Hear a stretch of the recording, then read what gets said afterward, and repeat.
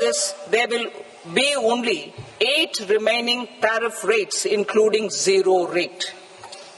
2. Apply appropriate cess to broadly maintain effective duty incidence, except on a few items where such incidence will reduce marginally. 3. Levy not more than one cess or surcharge. Therefore, I propose to exempt social welfare surcharge on 82 tariff lines that are subject to a cess. I shall now take up sector-specific proposals. To provide relief to patients, particularly those suffering from cancer, rare diseases, and other severe chronic diseases, I propose to add 36 life-saving drugs and medicines to the list of medicines fully exempted from basic custom duty.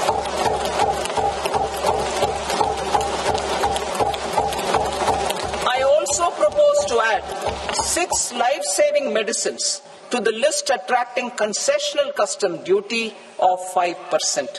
Full exemption and concessional duty will also respectively apply on the bulk drugs for manufacture of the above. Specified drugs and medicines under patient assistance programs run by the pharmaceutical companies are fully exempt from BCD, provided the medicines are supplied free of cost to the patients.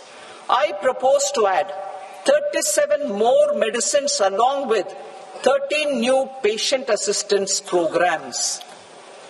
Support to domestic manufacturing and value addition. Critical minerals. In the July 2024 budget, I had fully exempted BCD on 25 critical minerals that are not domestically available. I had also reduced BCD of 2 other such minerals to provide a major fillip to their processing, especially by MSMEs. Now, I propose to fully exempt cobalt powder and waste, the scrap of lithium-ion battery, lead, zinc, and 12 more critical minerals. This will help secure the availability for manufacturing in India and promote more jobs for our youth. To promote domestic production of technical textile products such as agro-textiles, medical textiles, and geotextiles at competitive prices, I propose to add 2 more types of shuttle-less looms to the list of fully exempted textile machinery.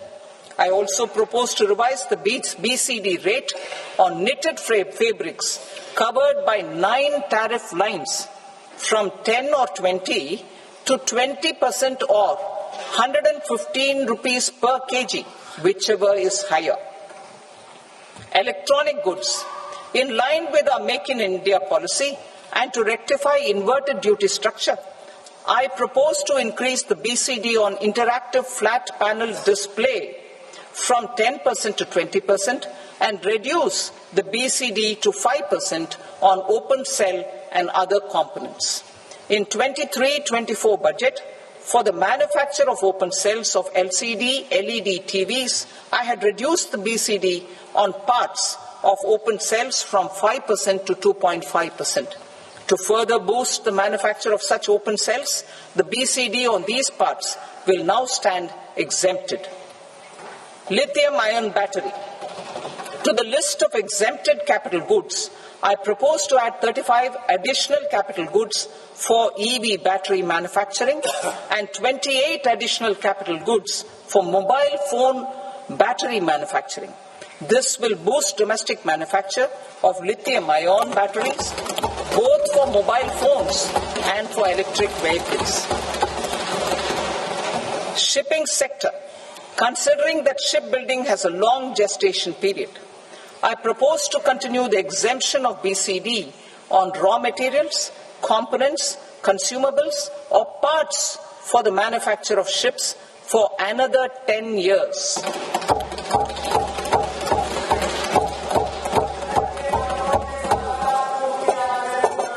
I also propose the same dispensation for shipbreaking to make it more competitive. Telecommunication. To prevent classification disputes, I propose to reduce the BCD from 20% to 10% on carrier-grade Ethernet switches to make it at par with non-carrier-grade Ethernet switches. Export promotion. To facilitate exports of handicrafts, I propose to extend the time period for export from 6 months to 1 year, further extendable by another 3 months if required. I also propose to add 9 items to the list of duty-free inputs. Leather sector. I propose to fully exempt BCD on wet blue leather to facilitate imports for domestic value addition and employment. I also propose to exempt crust leather from 20% export duty to facilitate exports by small tanners. Marine products. To enhance India's competitiveness in the global seafood market, I propose to reduce BCD from 30% to 5% on frozen fish paste, surimi, for manufacture and export of its analog products.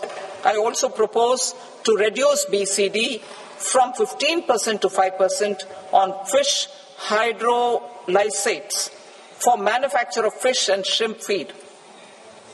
In July 2024 budget, to promote development of domestic MROs for aircraft and ships, I had extended the time limit for export of foreign origin goods that were imported for repairs from 6 months to 1 year and further extendable by 1 year.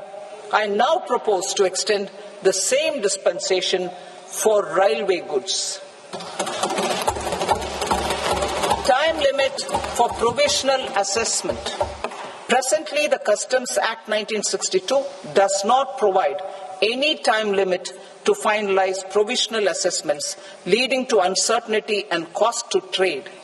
As a measure of promoting ease of doing business, I propose to fix a time limit of 2 years, extendable by a year, for finalizing the provisional assessment.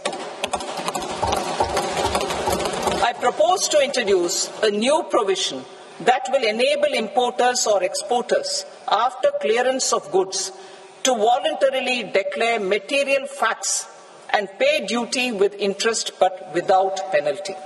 This will incentivize voluntary compliance. However, this will not apply in cases where department has already initiated audit or investigation proceedings. For industry to better plan their imports, I propose to extend the time limit for the end use of imported inputs in the relevant rules from 6 months to 1 year. This will provide operational flexibility in view of cost and uncertainty of supply. Further, such importers will now have to file only quarterly statements instead of a monthly statement.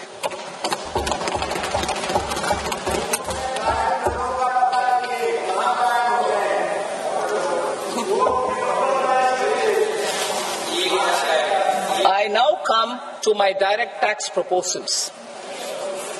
In Part A, I have briefly underlined taxation reforms as one of key reforms to realize our vision of Vikasit Bharat. In respect of criminal law, our government had earlier ushered in Bharatiya Nyaya Sanhita, replacing Bharatiya Danda Sanhita. I am happy to inform this august House and the country that for new income tax bill will carry forward the same spirit of Nyaya in its drafting as well. The new bill will be clear and direct in text, with close to half of the present law in terms of both chapters and words. It will be simple to understand for taxpayers and tax administrators, leading to tax certainty and reduced litigation. Reforms, however, are not a destination. They are means to achieve good governance for our people and economy. Providing good governance primarily involves being responsive. The Tirukural captures this in verse 542, which reads,